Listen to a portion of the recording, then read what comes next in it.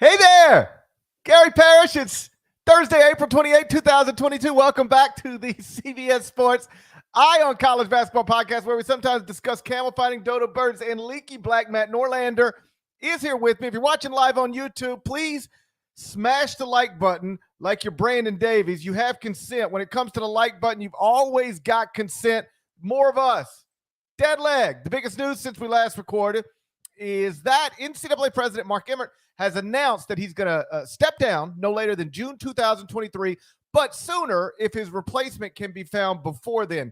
Needless to say, nobody was upset about this news. Mark Emmert has been a less than great NCAA president. I think most agree. Two-part question for you. One, could anybody be good at this job? And two, is there any reason for anybody to want this job outside of the salary is really, really good? Could anybody be good at the job?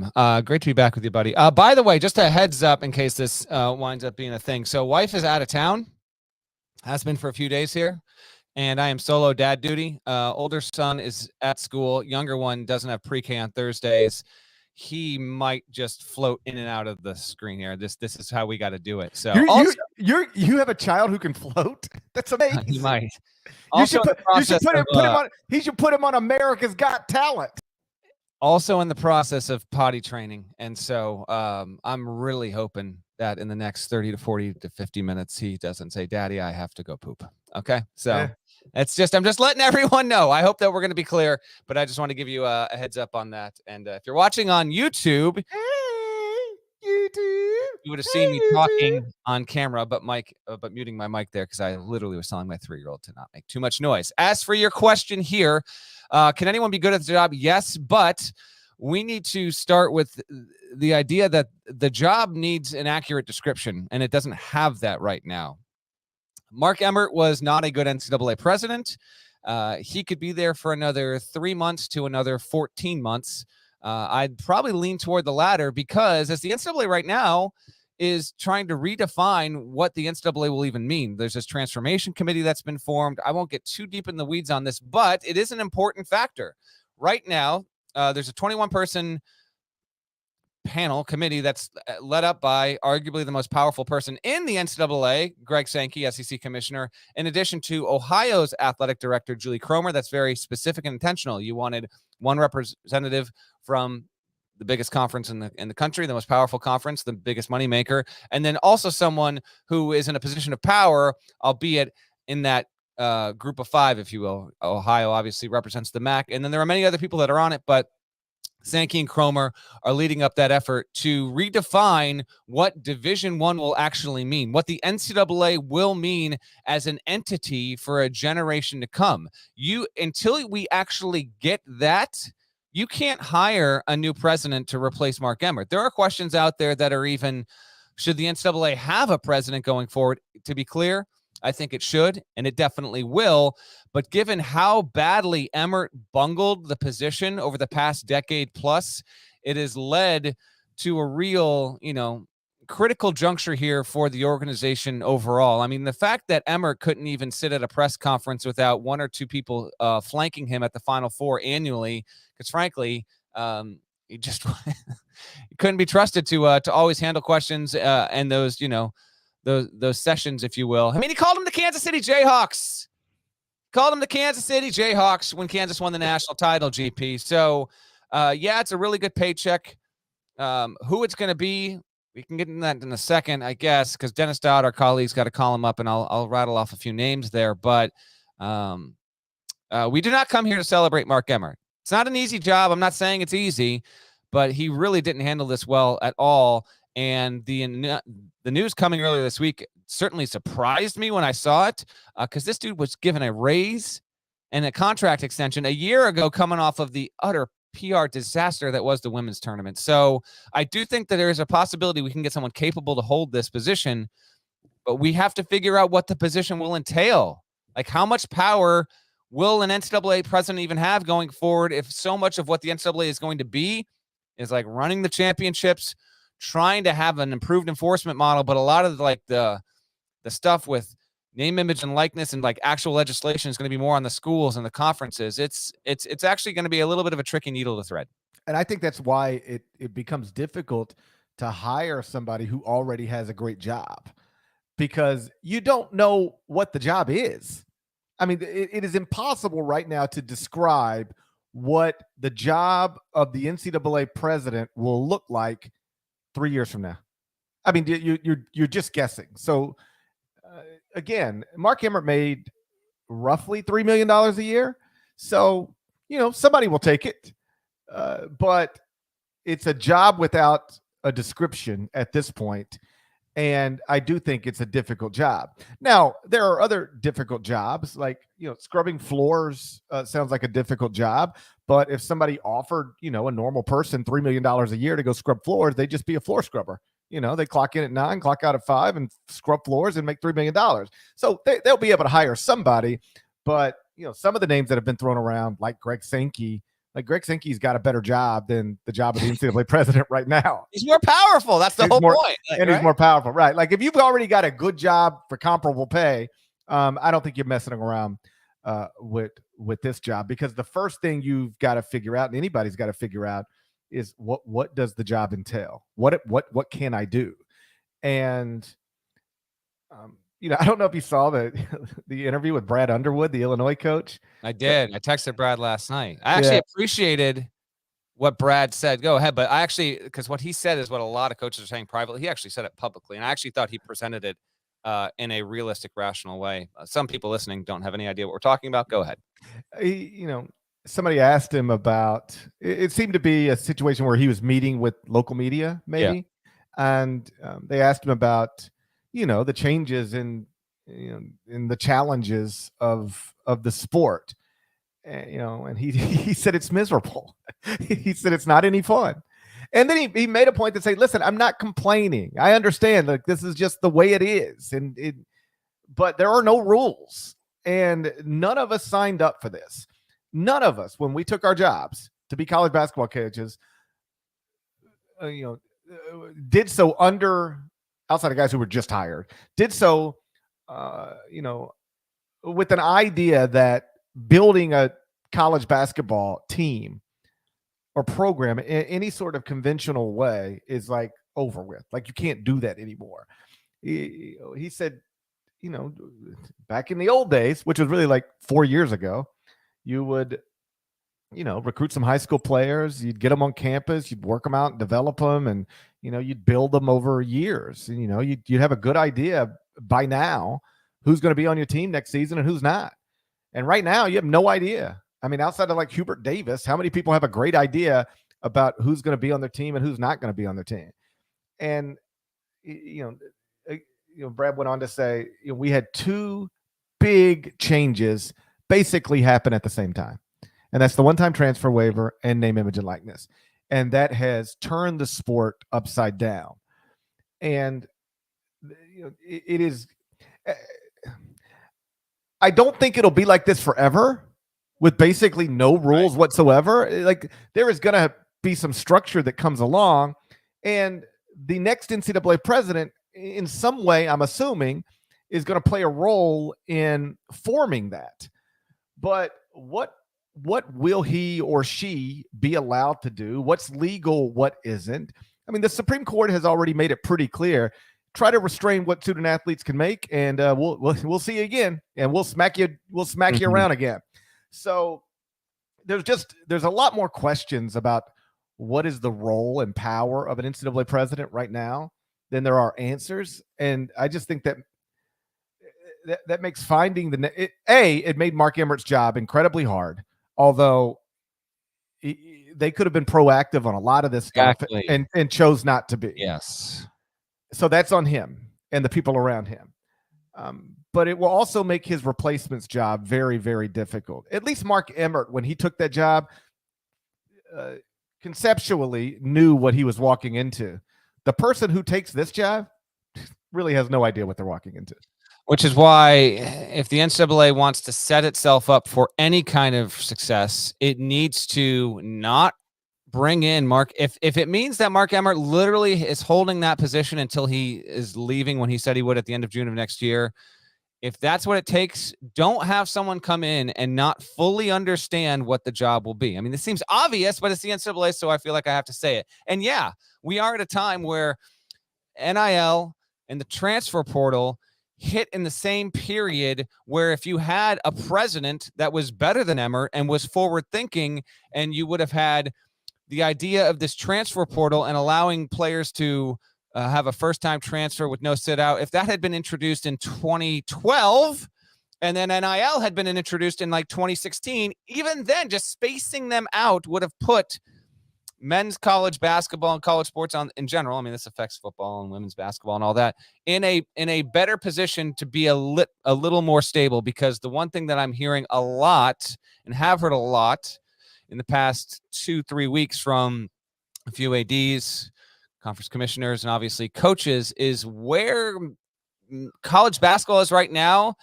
This cannot be sustainable. Like there, as you said, GP, there has to be some sort of tweaking to the model that we have right now, because it's absolutely wild what we are actually seeing.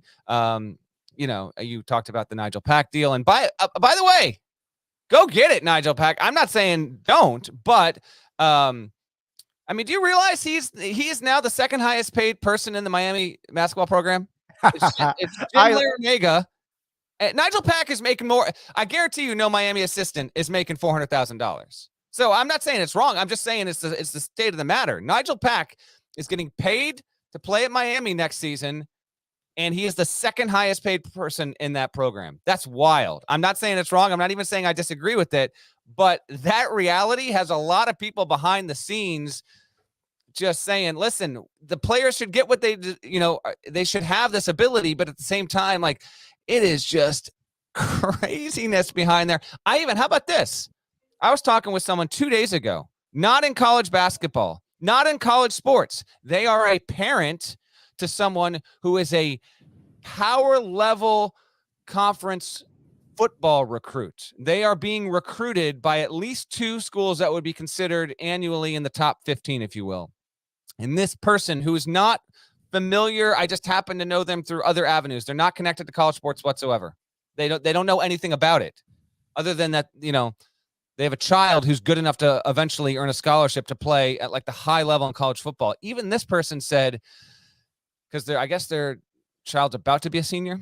So, but they've been recruited since they were a freshman. And they said in the past, like 6 to 10 months, things have gotten weird and creepy. Like people showing up, my son also does track, and like they're showing up and there are people looking to get money and trying to, like, there's like a weird element and vibe to this that was not there a year and a half ago.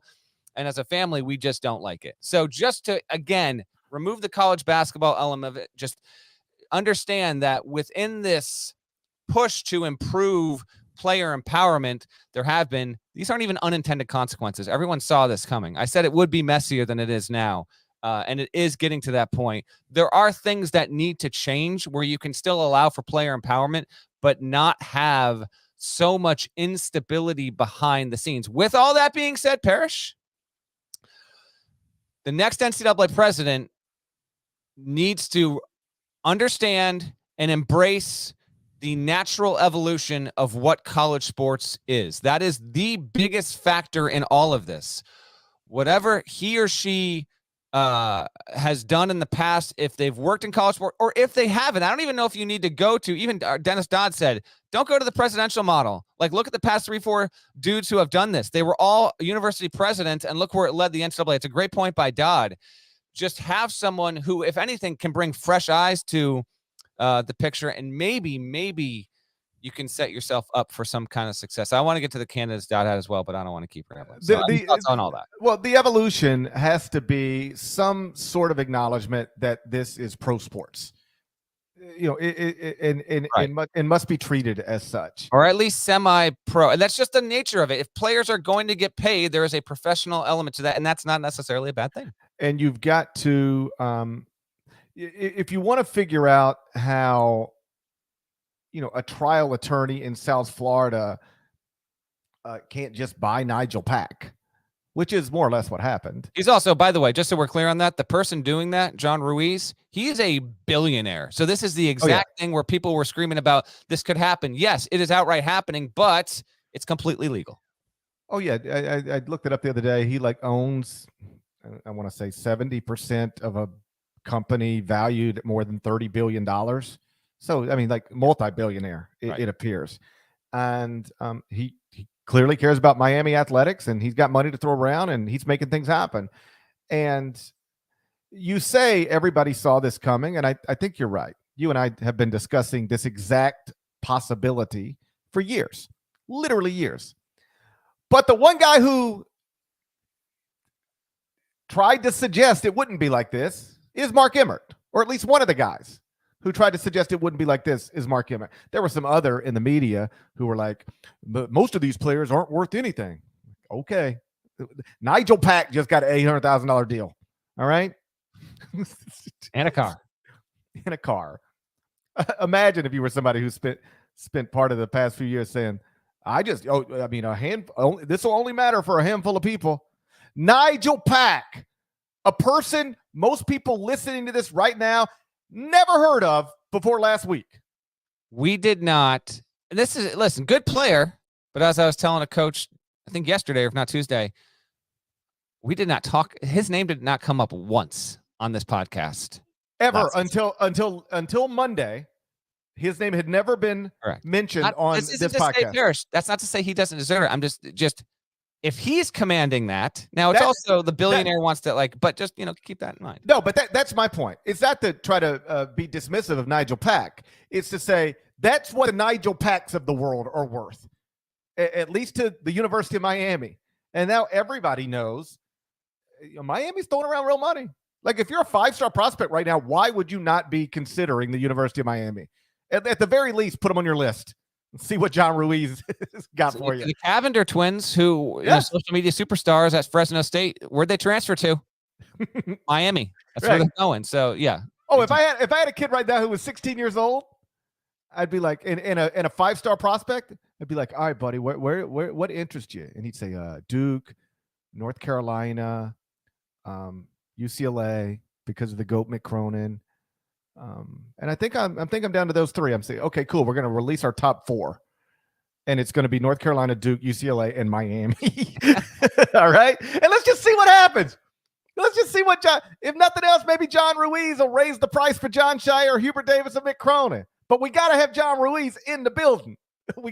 If we are negotiating a name, image, and likeness deal, we got to have John Ruiz at the table, because he could take the price up for everybody. So that's where we're at. And that's where we were always going to be. But Mark Emmert literally said, we've got to figure out a way to have name, image, and likeness rights for student athletes, but not allow it to become a recruiting tool. And I can remember being on one of these press conferences with these bozos, and I it was like press 9 if you want to answer a question. I was like, I got a question for these guys. And I'm like, hey, it's GP. I hear you saying that you want to have a system where name, image, and likeness rights are allowed, but it's not a recruiting tool. How are you going to do that? And they're like, well, that's part of what we're working through right now. I said, okay, but I've been thinking about it. I didn't say this, but I was like, I've been thinking about it for a while, and I can't think of it. How you do it? I've asked people I think are smart, who understand the world of college athletics. How does name, image, and likeness rights become allowed but not a recruiting tool? Just let's brainstorm for a minute. Let's all sit down and see if we can imagine how that works. Nobody could come up with anything. But Mark Emmert tried to suggest it was. And in some ways, and that leads to him, being called, there's so many press conference moments over the years where it's like, Mark Emmert is an idiot. Mark Emmert is a stupid man. Like, Mark Emmert is not an idiot, and he's not a stupid man. I say this as someone who, isn't a fan of his, but he's not a stupid man. He's not an idiot. The Kansas City Jayhawks thing was he just slipped up. That's the type of thing that makes you sound dumb, but it came at the worst possible time. Came at the worst possible time. I'm with you. If you will, of all of this stuff, by the way. He didn't even have, whatever. It was a slip up. That's the type of thing that makes somebody sound dumb, but it doesn't necessarily mean they are dumb. And that's what that was. I mean, listen, I laughed. I mean, it made him look nervous as hell because he's up there with Kansas, who still hasn't faced the consequences of the FBI scandal. I hear you. Come on, man. I hear you. It was a bad look, and I laughed just like everybody else. But Mark Emmert is a man whose job it was for more than a decade to defend the indefensible publicly. And when that's your job, you're going to spend a lot of time looking stupid. It reminds me of Bill Hancock, just a beautiful man who's the executive director of the College Football Playoff. Not the guy who signed the Constitution, just so we're clear. You don't know that. John. That's John. Oh, yeah, John Hancock. Okay. Two different people. So, Bill Hancock was the executive director or the face of the BCS before he was the face of this. And I can remember he'd constantly be on radio shows or television and constantly being asked about a playoff before we had a playoff. He was like, can't have a playoff. Just can't have it. You know, because it'd ruin the regular season and it'd do this and it'd do that. And every time you'd listen to him talk, you'd be like, he can't possibly believe that. Because only a stupid man would believe that. And he's not a stupid man. But his job was literally to defend the status quo. So that's what you had to do. And when you got a job that makes you defend the indefensible, you end up looking dumb. So then guess what happens? We go to a 14 playoff. And you know whose job it is to now defend the 14 playoff? Literally the same man whose job it was to tell you for years you can't have a 14 playoff because it was a disaster. Same guy, new job, but same type of job. Defend the status quo. Defend the indefensible. Because now we're trying to go to an 8 team or a 14 team or a 16 team or whatever we're headed for. And now it's Bill Hancock's job to tell you, you can't do that. And here's why. Because it's his job to defend where we're at right now. And when we inevitably expand the college football playoff, it'll be his job to defend that one against whatever new proposal somebody has. He's just doing an impossible job for a lot of money. And that is on some level what Mark Emmert and really any NCAA president trying to hold on to the status quo would have been doing for the past decade. Defending the indefensible, trying to hang on to the status quo. And when you got to do all that publicly, you end up sounding really dumb. I remember right after Mark took this job, a handful of us, you know, people who have jobs like the job I used to have, which was, you know, just a columnist, full-time columnist, and that's all I did was write stories. And there's maybe 6 or 8 of us got invited to Indianapolis. Hey, the new NCAA president would like to meet with, 6 or 8 of you. And if you'd, be willing to come to Indianapolis, like, we'd have an off the record dinner. So we went to St. Elmo. I can't remember who else was there, but it was like, people like me and Pete Thamel and, Mike DeCourcy, maybe Dane O'Neill. I don't remember who was there, but it was this, and I just remember being impressed. Like, he seemed candid and smart and sharp, and he had big ideas. And I really do think he took the job probably with good intentions. Because I remember walking away from that dinner somewhat impressed and optimistic. But then I think you just get into that job, and being idealistic in that job, at least up until now, has never been the way to do that job. The way to do that job is to keep your presidents happy, university presidents happy, and try to keep the status quo as best you can. And obviously that has all been blown up now. And so the new president's job will be vastly different than Mark's. But again, to circle back, I don't have any idea what that's realistically going to look like right now. Yeah, a couple closing thoughts from me on this. First of all, Mark Emmert had no business being NCAA president into the year 2022, arguably even into the year 2020. I mean, it is a fact. It is a fact that Mark Emmert cost the NCAA hundreds of millions of dollars because they didn't properly insure the NCAA tournament. So when it got canceled in 2020, they took a bath on that. They got paid like 60 cents on the dollar approximately in their insurance policy as opposed to insuring it at a higher rate. The TV contract, listen, we're getting a great deal right now at CBS and Turner for how much the rate is versus what it actually could be. Okay. So you lost out on that on your previous negotiation. Mark Emmert's a very prominent voice in that. And that contract's still going to go for another 6-7 years here overall.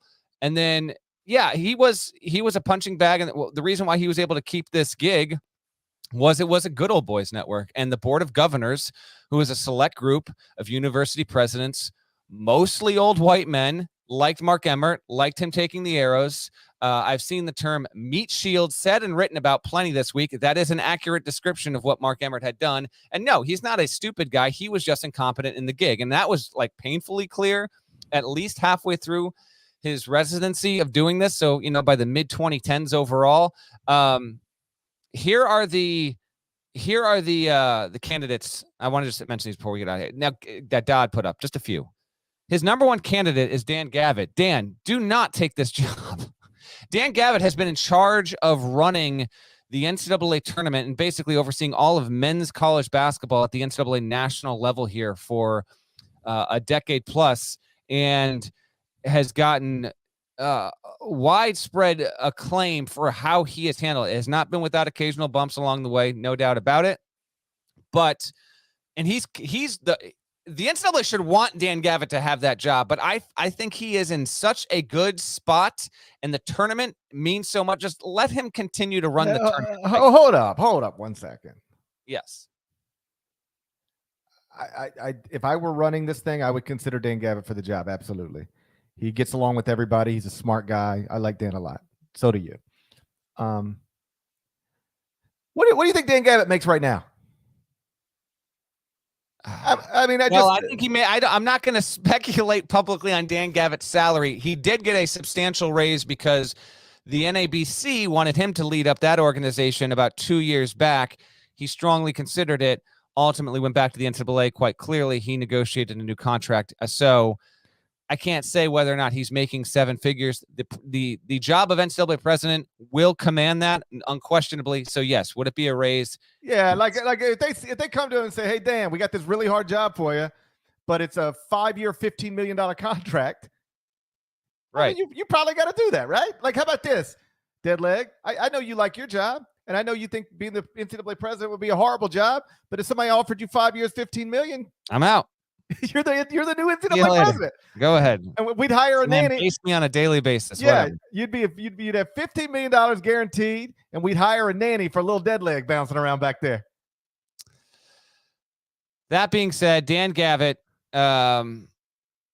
there might not be a better candidate, I guess, within the NCAA's halls than him. That's the number one candidate that Dodd had. Val Ackerman, he lists. I've had people recommend Val, former president of the WNBA, was the first president of that league. Obviously, tremendously respected. I think there is a very healthy chance that the next president of the NCAA is, in fact, a woman. Val Ackerman, Baylor president, Linda Livingstone. Some of these names, obviously, fans have no idea who these people are. Condoleezza Rice, you do know.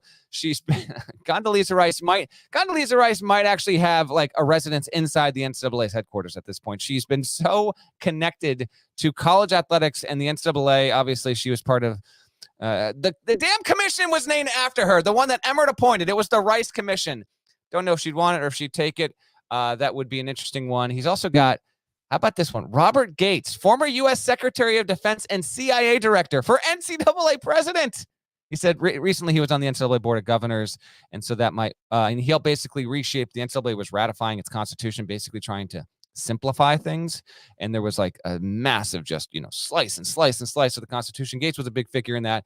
That's why he included him and Chris Howard, who is the president and CEO of Arizona State Enterprise. Apparently, he's someone who has plenty of knowledge on in a good position on where college sports is heading toward, and would have a good perspective on that. So that's just a few names that Dodd throw out. I'm not going to get into like all these other names. But Who would you hire? I don't know. I need to know what the job is going to be before I give you a name. I don't know what the job is. You're probably going to have to hire somebody before you can accurately tell them what the job's going to be. That might not be the case. It might not be, but possibly. Because this transformation committee by August, just so people really have a good understanding, then we can move on. The transformation committee by August is targeting, and Cromer even told a scrum of us at the Final Four when we met after Emmert's press conference that we have to move on this. We are moving. We are meeting weekly. We will have something in place by the end of the summer, near the end of the summer, of like, here's this list A, B, C, D, E, F, G. What can stay, what can go, what Division I's place is going to be, what the conferences should have power over, what the schools should be doing, how the enforcement model should be. All of that stuff, while not formally becoming law and rule at the NCAA level, will be on the table by the end of the summer. So if you have the majority of what that would be and what the NCAA president title would entail, then you can actually get an idea of what it will be. Last thing, George Kliavkoff, who's the Pac-12 commissioner. See, this is all happening as like the college football playoff committees like meeting in Dallas, and then the group of fives meeting elsewhere in the country. Kliavkoff told ESPN's Heather Dinich on Wednesday, I guess it was, he said, I think the NCAA is a trade organization which represents lots of schools that are in different businesses and different business models. I can't imagine a trade organization as broad as the NCAA in its current structure remaining intact. I think that's the biggest takeaway. Everyone listening to this podcast or watching this podcast, hit the like button. But you've known NCAA sports to exist in a certain kind of environment, in its own kind of universe. That is dramatically going to shift over the next 6 to 12 to 18 months. And that just so happens, and appropriately so, with that, we will eventually get a new NCAA president. The Iverson Classic is this weekend in Memphis, Tennessee. Terrific high school all-star game. We're going to spend a few minutes on that next. But first, a word from our sponsors. I need you to produce a Godfather. We need hits. Can one thing go right with this picture? Cut it!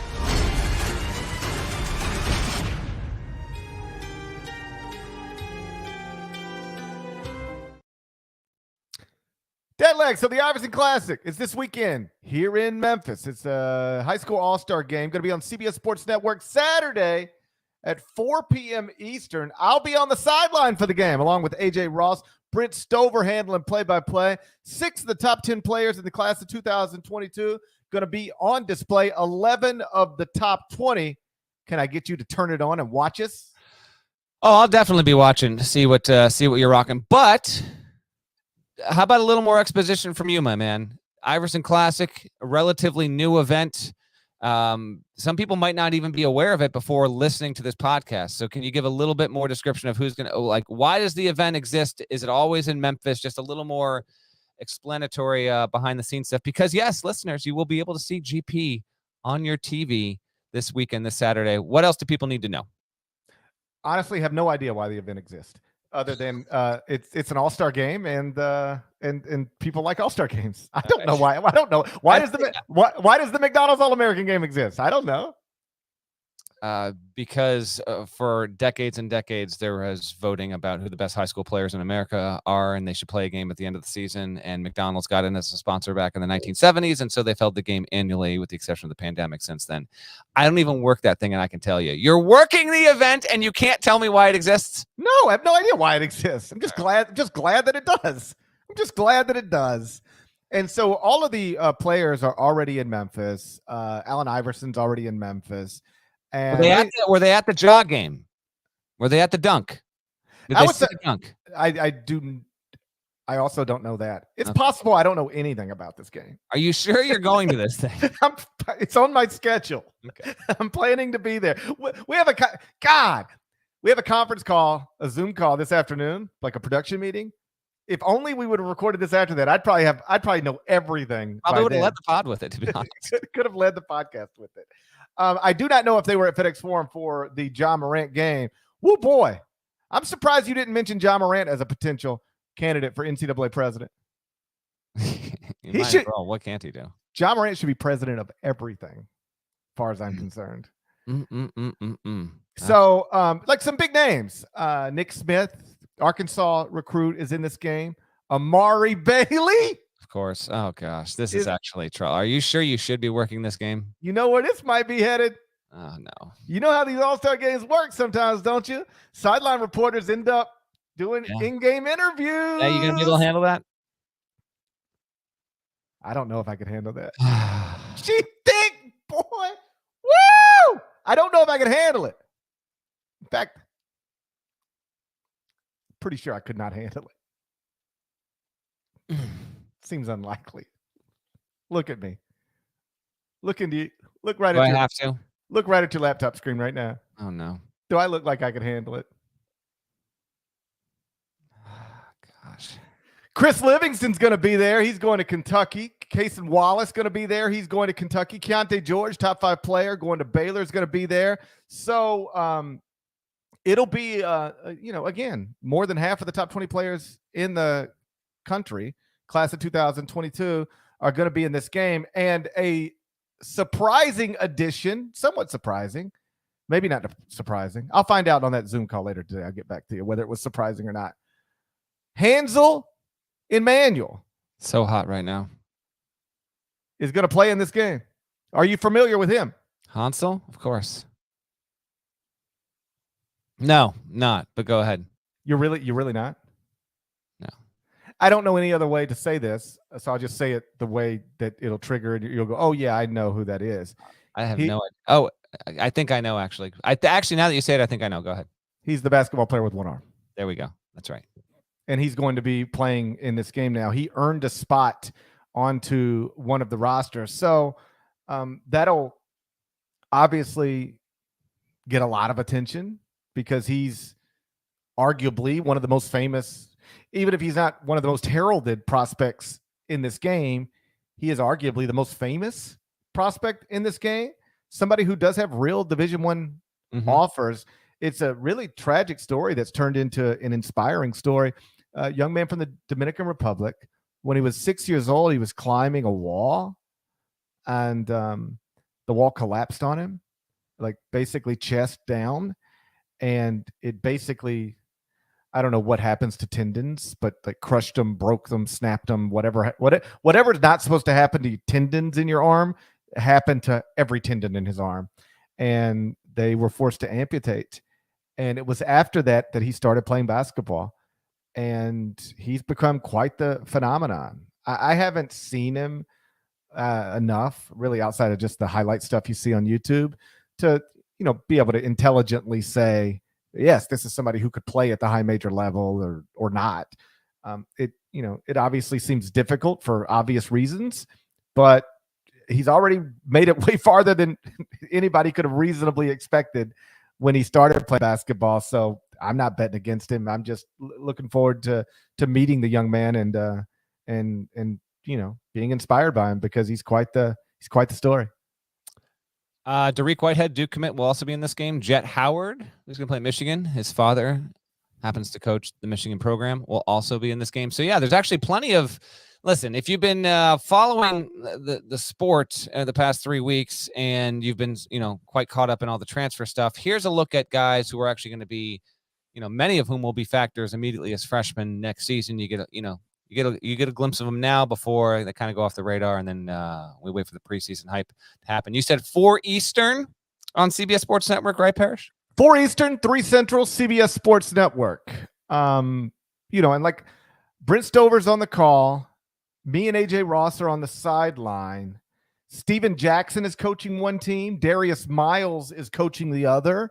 Allen Iverson will be there. I heard this, but I haven't confirmed it. Again, I'll know as soon as this Zoom production meeting is done. I heard at one point J.R. Smith is going to be maybe working the broadcast with us as well. Nice. Yeah, so that'll be, he's an academic standout. A college golfer, also won a world championship playing in the NBA once upon a time. 4.0, my man. You saw that? Yeah, I'm not even joking around. That's awesome. It's really cool, man. That's one of the better sports stories I've seen this month. It's incredible. And so, college coaches, I believe, will be there. And Memphis in May Music Festival is this weekend. So people have started to wonder, like, will some hip hop artists who are in town for that be there as well? Like Lil Wayne's playing this weekend in Memphis. Lil Wayne, there's some thought that Lil Wayne will pop in. Moneybag Yo is at all sorts of basketball events. There's some thoughts that he'll be there. It is Saturday and the Grizzlies are off. I'd be shocked if Ja Morant's not there. Jaren Jackson, like some Grizzlies players will be there, and I'd bet a lot of money Ja Morant will be there. So it'll be a cool scene. Like I'm genuinely looking forward to being a part of it. The Iverson Classic. Will Colton Iverson be there? I don't think so. Trivia time for the chat. I don't know. Where did Colton Iverson play? I want to say Minnesota. Ooh, he's from South Dakota. Actually, no, wait, he did. You're right. He did. That's not how I know Colton Iverson, though, because his best season. You got that right, my buddy. I just remembered that somehow. Colorado State is where he finished up. But yes, he played at Minnesota, Colorado State. Apparently he's playing. Where is he playing right now? I just brought up his Wikipedia page here. Akita Northern Hapanets, playing in Japan. That sounds fun. Trivia time. Okay. Tokyo. Okay. That's right. The capital of Japan. Okay. Hold on. Before that, he played in New Zealand. Uh-huh. What's the capital of New Zealand? Capital of New Zealand. Piscataway. The city that is the capital of New Zealand, there is a meat meal. It's blank. So there's a meat that goes before this word if you eat it as a meal. Baconator. Aider. So you're saying Aider. No, Baconator. Baconator, New Zealand? I'm just saying I like Baconators at Wendy's. They're great. Could be more constructive with your feedback. Wellington. Oh, yeah. And the meal, beef Wellington. Beef Wellington. I've had that. I know what's up with a beef Wellington. There we go. Okay, couple quick notes here. Carousel update. Fordham filled. Keith Ergo is getting promoted from within. Kyle Neptune obviously went to Villanova.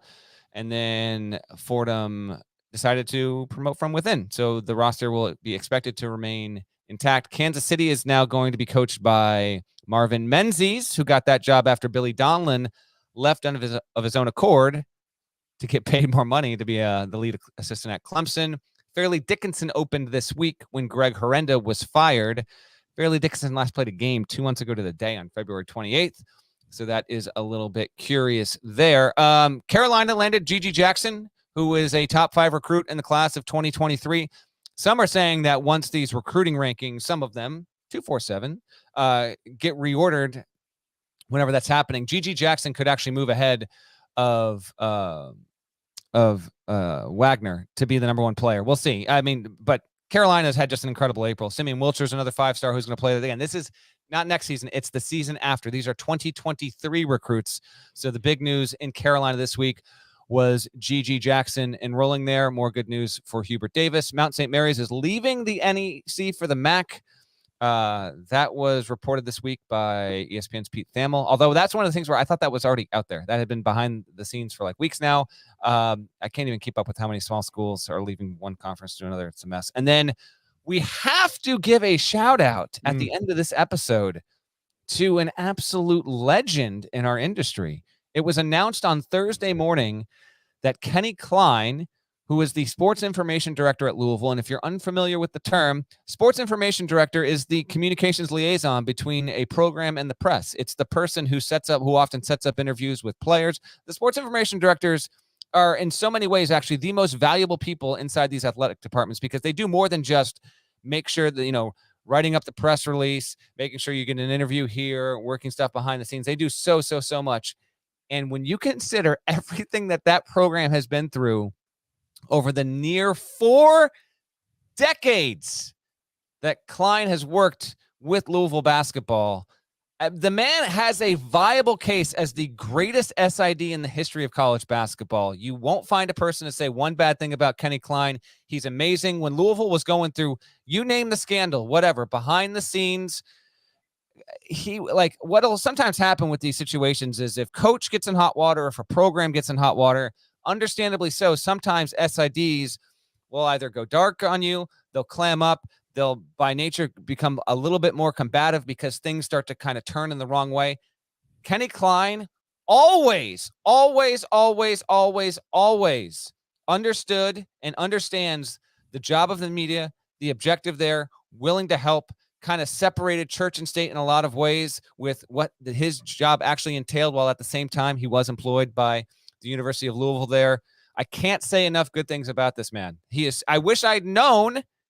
Everyone was worried about Jay Wright. This is the retirement that I wanted to break. I saw him out at the Final Four. He always helps out with the NCAA tournament, and he's just a great, great, great dude. So Kenny Klein, and I know you got thoughts here, GP. Congrats on an epic career. He's apparently still going to work in some minor role with Louisville, but man, oh man, talk about an earned retirement. And just, he is that good. He deserves a shout out for everything he has done for the sport behind the scenes and both publicly. Echo everything you said, obviously. Like, I've known Kenny for probably more than 20 years now, back to my Memphis beat writer days when Memphis and Louisville were both in Conference USA. I was the Memphis beat writer. Pat Forty was the Louisville beat writer. Brett McMurphy was the South Florida beat writer. Like, we had quite a crew back then of Conference USA beat writers. And so I guess that's when I first met Kenny and got to know him over the years, spent time with him, had drinks with him, the whole deal. It just an absolute professional, and the best of the best. Like, that job's not always easy. And, it's your job to work with the media. And sometimes the media isn't writing or saying great things about your place of employment, a place you care about deeply. That can, get a little awkward and uncomfortable, but you never had to worry about Kenny taking anything personally, or being anything other than professional. At the very worst, he was going to be the most professional. And it's funny, I tweeted when I saw the announcement this morning something, and then I saw your tweet later than, like, you had tweeted already. And, like, we basically said the same thing. And it wasn't because I was copying you. It's just that is what you just said, what you tweeted, what I tweeted. It's the way basically everybody feels about Kenny Klein. The most famous story connected to him is probably maybe back in 2010-ish. Rick Pitino bought him a Lexus. I think Rick Pitino is probably the first and only men's basketball coach to ever buy his SID a Lexus. And Rick tweeted, some kind words about Kenny earlier today as well. So that should tell you all you need to know about Kenny Klein, that his coach valued him so much and liked him so much that once upon a time said, hey, as a present, I'm going to give you a $50,000 Lexus convertible. So that was a sweet story that I think tells you how much people around that Louisville campus appreciated Kenny. Even people who don't appreciate Louisville anymore still appreciate Kenny Klein. We should have started this podcast by we talked about the wrong guy leaving the wrong job to start this show. I feel like you. What did we do? This was a misfire. We can start over. I think I am all set on that. I saw one or two people say in the comments, "Is this a Tecmo Bowl shirt?" This is a Tecmo Super Bowl shirt. NFL draft is tonight. My Bears don't even have a pick, but yes, rocking a Bears hat. Tecmo Super Bowl, NFL draft. You can follow, by the way, if you're like me, the NFL and college basketball are your two favorite sports, and you want to catch up on the draft. CBS Sports. I'm serious. First of all, shout out to CBS Sports. Won the Webby best social media team. No shock. 2, best sports app. We talked about this all during the tournament. Literally, like, you will not find a better sports app than the CBS Sports app. It is the genuine truth. That just won the Webby for it. CBS Sports HQ will have the draft covered, like, beyond anything what you could possibly dream of. Pick Six Podcasts, HQ, the whole deal. They didn't even ask me to say this. I'm just saying it because I'm going to be tuned in. I'll be locked in.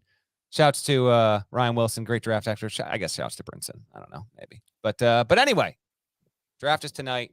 This is a Tecmo Super Bowl shirt. I got my Nintendo right here. I haven't played it in a while. I have an original Nintendo. I still got my Nintendo. Tecmo Super Bowl, the whole deal. In the kids' toy room, we have a Nintendo Switch, a Nintendo Wii, and a Nintendo, the original Nintendo, all hooked up. You can play any of them whenever you want. This is NES Play Action Football. I don't know. Controller, the whole deal, man. I'm not messing around. Oh, here we go. Look at this. In the sleeve. Look at this. This is Tecmo Super Bowl. Come on now. This is actually better than Tecmo Bowl, which came out first. Tecmo Super Bowl. This is an all-time, like, top 5 sports game in history. I might have to bust it out. I really might have to hook this thing up. I haven't played my Nintendo. I don't have time for video games anymore.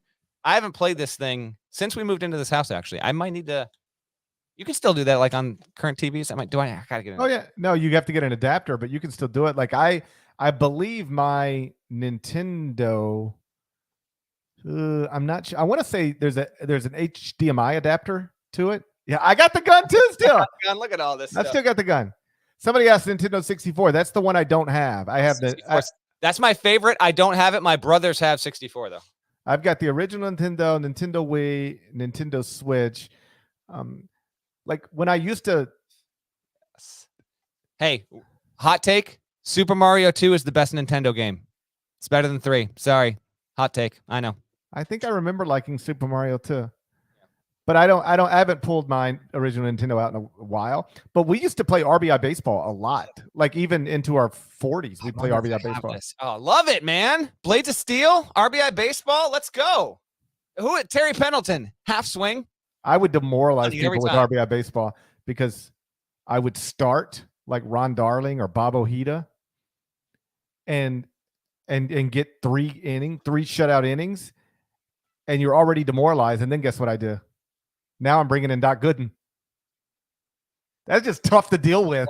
That's ridiculous. That's Raiders level Bo Jackson and Tecmo Bowl. Now this game I never beat. I never beat it.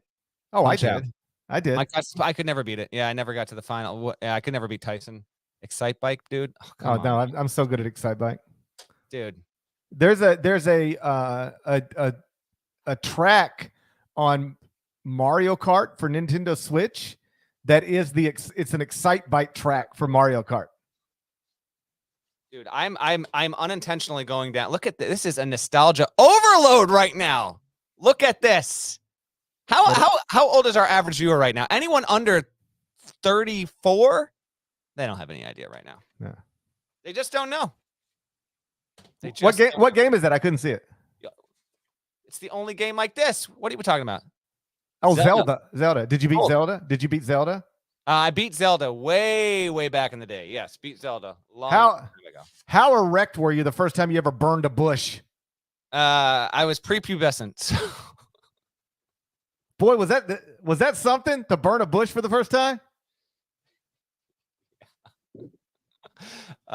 Incredible stuff, man. I really might have to do this though. I might have to set this up.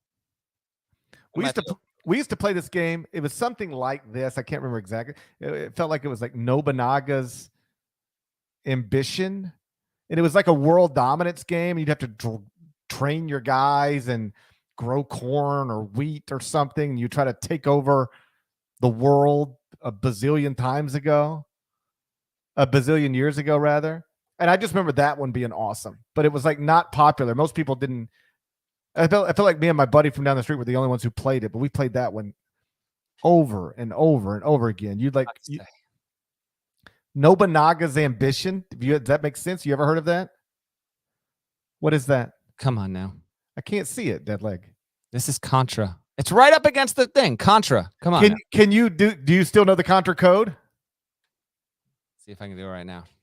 I have to up, down, left, right, up, down, left, right, BA, select, start.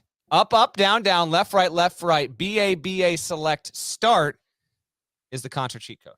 That sounds right. Look at it right now. Hold on.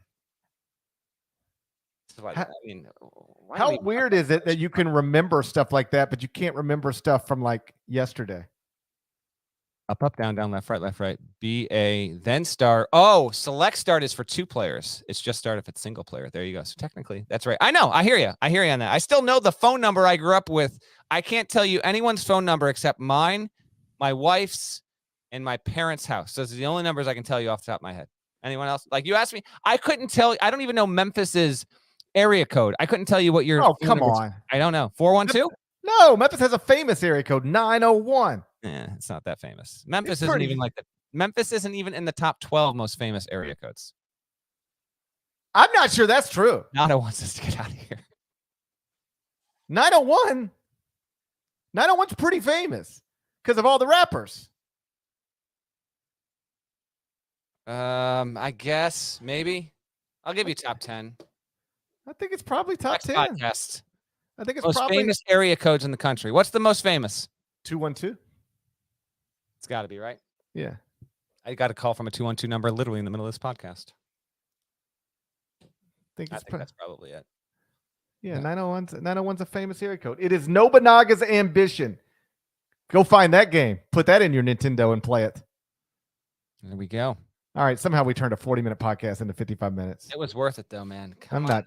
My Madden. Look at my Madden 94 Sega. Classic right there. If you've listened to this podcast and want to actually see these games, go watch it on YouTube. Hey, YouTube. Hey. Shouts to Devin Dowdy. Shouts to Chester, South Carolina. Shouts to Huck. Shouts to Larnell.